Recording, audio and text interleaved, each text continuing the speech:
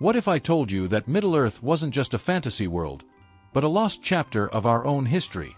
That Tolkien's tales of elves, men, and lost kingdoms were not merely fiction, but echoes of an ancient past, one that has long since faded into myth? Middle-earth was never another planet, another dimension, or an alternate reality. It was Earth, our Earth, long before recorded history. A time when Eden, what Tolkien called Valinor, was still within reach, and mankind had not yet fallen from grace. What if The Lord of the Rings is more than just a story? What if it is a window into a forgotten age of our world? Middle-earth is our forgotten past. Tolkien never created Middle-earth as a standalone fantasy realm. In fact, he made it very clear, Middle-earth is Europe, thousands of years before our written history. He even mapped out the latitudes to match real-world locations. Hobbiton and Rivendell, about the same latitude as Oxford. Minas Tirith, roughly where Florence would later stand. And Pelargir, the latitude of ancient Troy. But why? Why anchor a mythical world to real-world geography? Tolkien once lamented that England lacked a great national mythology like the Greeks or Norse. He wanted to create a lost history, an epic saga that could have once been true. But he went further. He built a myth that seamlessly intertwined with real-world legends. And then, he did something extraordinary. He gave his world a cataclysmic past, one that mirrors some of the oldest legends we still tell today. The Great Flood that changed everything. In Tolkien's universe, Earth, called Arda, wasn't always as we know it. In the beginning, it was flat. But then, everything changed. A great flood, a divine punishment, reshaped the world. The heart of human civilization, the island kingdom of Numenor, was swallowed by the sea. And with it, the last hope of man's immortality. Does that sound familiar? It should. Because it parallels the great flood myths found across history. Noah's flood in the Bible, Atlantis in Greek legend, and the Sumerian epic of Gilgamesh.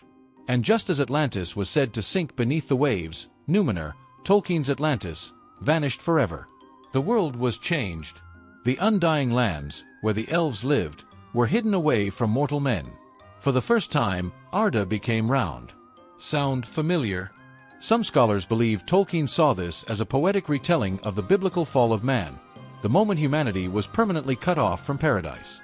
Valinor was no longer a place men could reach.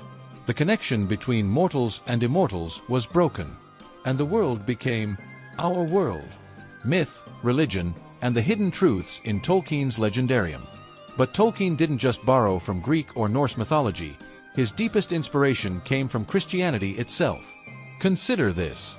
In Valinor, two divine trees bring light to the world. In the Bible, Eden had two central trees, the tree of life and the tree of knowledge of good and evil. The Númenóreans were deceived by Sauron into seeking immortality, just as the serpent in Eden tempted mankind with forbidden knowledge. And then there's the elves. Immortal, noble, and wise. What men were meant to be before the fall. Tolkien's Middle-earth is filled with echoes of real-world mythology and theology. And he once wrote, "Myths convey the essential truths, the primary reality of life itself." For Tolkien, myths were not mere fiction. They were shadows of something deeper, fragments of truth buried in time, waiting to be remembered. Middle-earth and the lost ages of our world. So what does this mean for us? Tolkien envisioned his stories as taking place in a forgotten past, perhaps the third age of Middle-earth.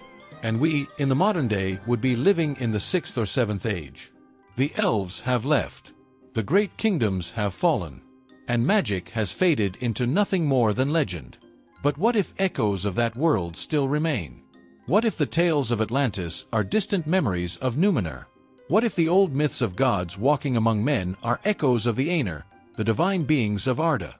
And what if, hidden in the depths of our own history, are remnants of a time when our world was not so different from Tolkien's? So now I leave you with a question. What if we're not just reading The Lord of the Rings, but remembering it?